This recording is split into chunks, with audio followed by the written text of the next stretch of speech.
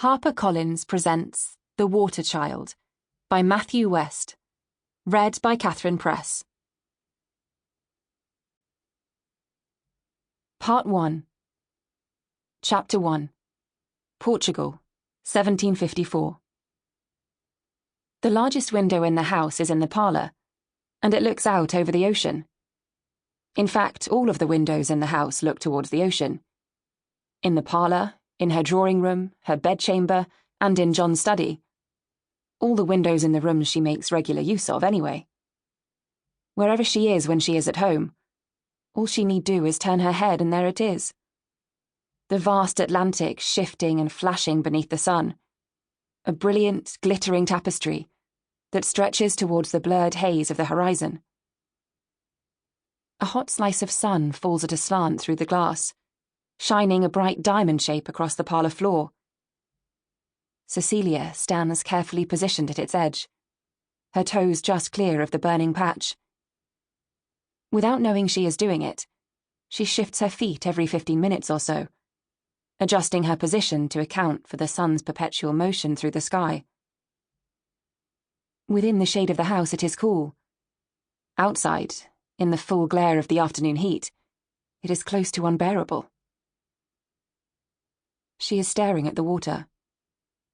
She stands with her hands clasped before her, not in prayer, though a passing observer who happened to glance in from the outside might easily mistake her stillness for that of a churchyard statue. She watches the waves. This is where she can most usually be found, at her window, watching the bay. Her house is located at the very pinnacle of the town, proud at the summit of the cliff, below which a tumbled confusion of dry red rooftops that zig and zag in crazed, angular patterns lie in a chaotic heap, stretching down towards the glimmering sea. Viewed from above, it appears as though the entire town must have been caught up in a landslip, and the local people now live in the jumbled detritus of their former homes. But the buildings are simply very, very old. And they lie where they always have, built in centuries past when the town was nothing more than a humble fishing village, well sited beside a natural harbour.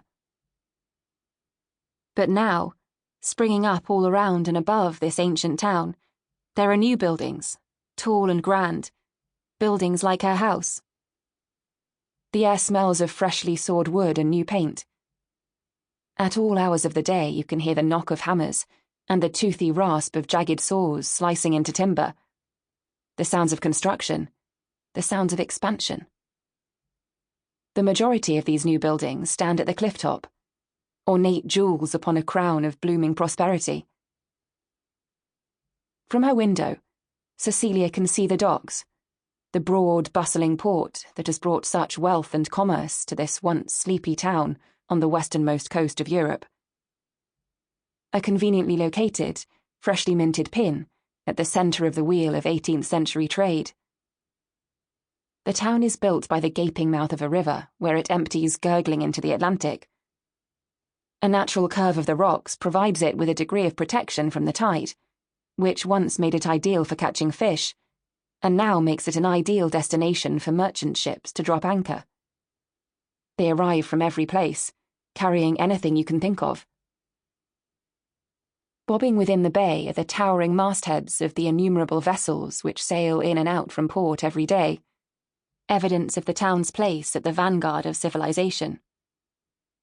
Their riggings, miles of rope tied taut and cast black against the dazzling water, fill the bottom of Cecilia's view as she gazes from her window. They look rather like spiders' webs, she thinks. Her father once told her that a ship's ropes are made from nothing more than a hardy type of grass. Sometimes she tries to imagine how many swaying fields it would take to weave just the lengths of rope she can see from her window. Enough to cover the whole of England, she supposes. Other vessels lurk farther out in the bay, jostling for a place in port, waiting for their turn to pull in and drop anchor, and spill the treasured contents heaving within their holds. All the riches and wonders you could possibly conceive. They arrive bearing jewels and ornate stones, carved or raw, metals both precious and practical, beautiful Sample complete. Ready to continue?